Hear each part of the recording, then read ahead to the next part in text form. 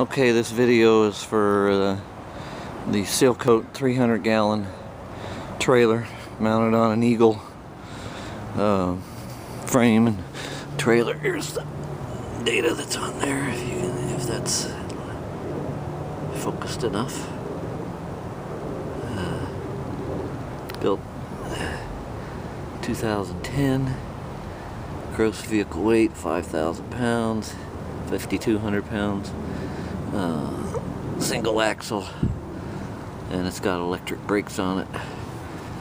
There's that.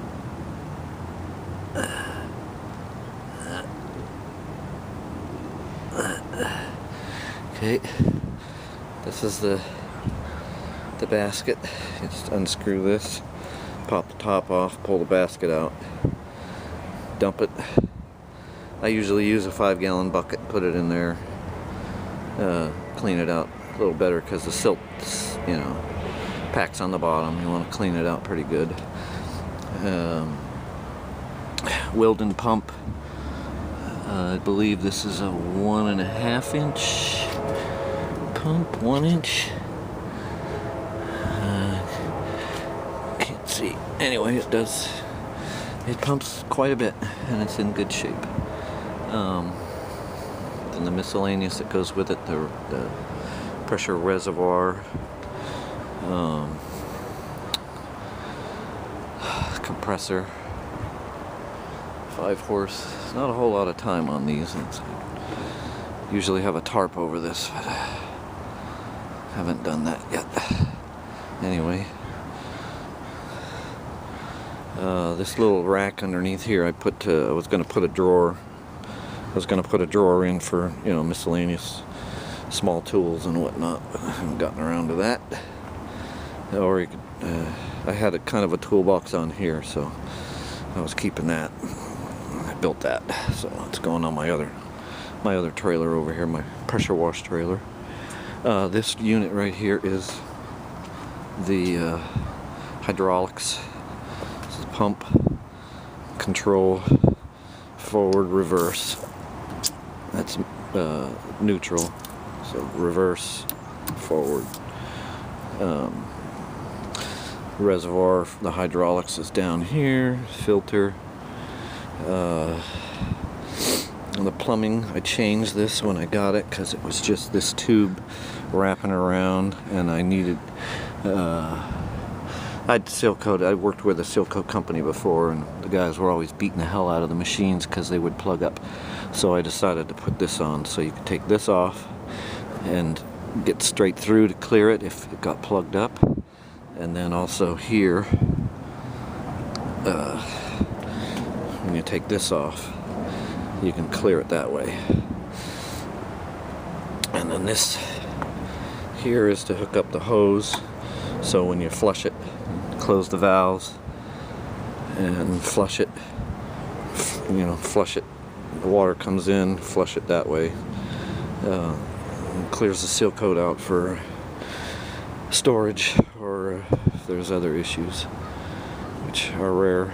I have had to clear that from that end before. This should be changed though, just so you know. I was gonna put a larger, there's that fitting back there, I don't know if you can see that, but that fitting is that can accommodate a larger pipe, so I was going to put a larger one in there because this does get plugged up. In the spring, the first couple loads, the material kind of collects on the walls. I don't know if you can see that, but it builds up, and I just have an air chisel. I get in there and it just comes off in plates, but it needs to be kept clean so that it doesn't do that as bad. Back here is the squeegee box that I built, and that just keeps them from rolling around. It's pretty full with water. We've been getting a lot of rain. Tires got lots of good tread on there, so good to go on that. some miscellaneous. There's a couple things that I made for scooping out crap if there's a lot. This thing here, you can scoop out junk from the bottom if it gets to be too bad. This piece here is just a piece off a fence that works really well, because sometimes I have to go in this way and shove it in the hole to clear the hole, which is why I wanted to put a bigger pipe on there. It's just that, you know, it looks big, but it's just not big enough. There's chunks that get caught down in here, and to clear it, because see, if you clear it from this end, once it clears, you got to get this cap on real quick, so that the seal coat doesn't come gushing out here, which it has. So I put a big piece of cardboard or paper down, or tarp, if it gets messed up on the job site, and pop that. Once it's cleared though, it works pretty damn good. You know, I haven't really measured this out, but I think there's 75 feet of hose. Pretty sure it's 75. I come from here and go around the back all the way to the fence to when I'm flushing it out, and there's just enough to do that. So that's about 75 feet. I figure it's about 75. Back end is the exhaust port, which I just have a cap on there now, but that pipe can fit on there for draining it.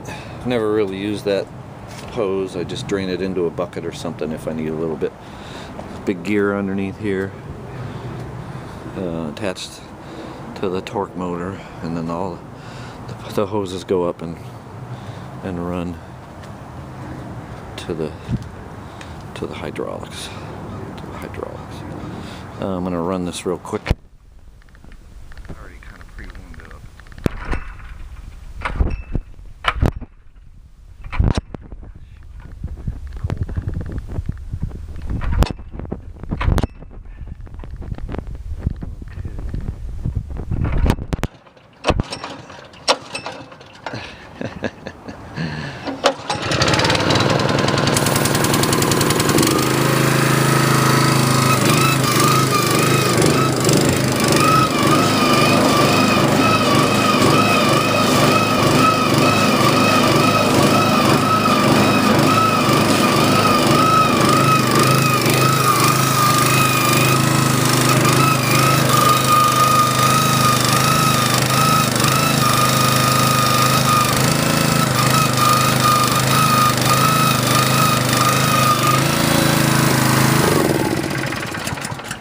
It's cold out.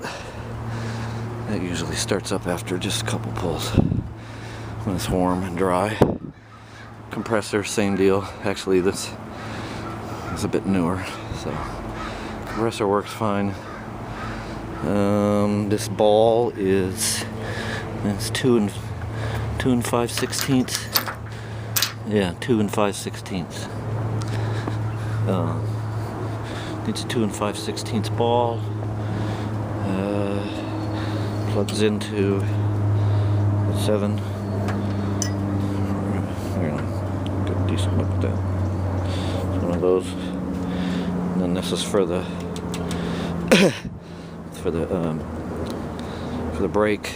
It's got the safety cable on here for engaging if it comes, you know, for the chains if it comes off, and engage the brakes. How this works, so the air comes in from the air compressor through the regulator, which is set down into the in port. So you open the air, and then this opens the flow of material into the hose. Okay.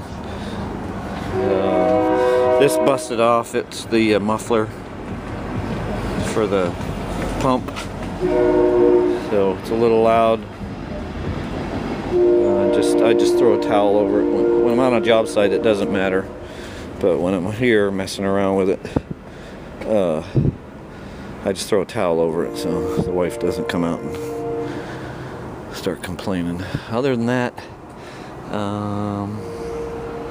it's in good shape. Tabs are good for until October 16. October 2016.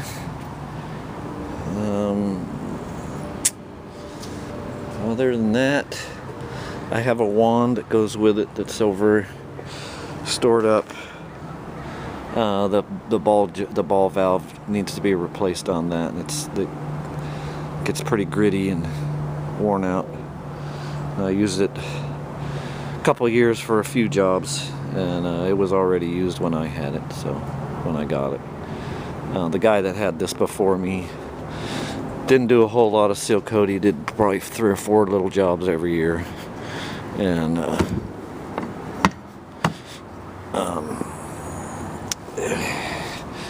he got sick and passed away, so I kind of ended up with this. Anyway, there it is. If you got any other questions, just let me know. Talk to me on the phone.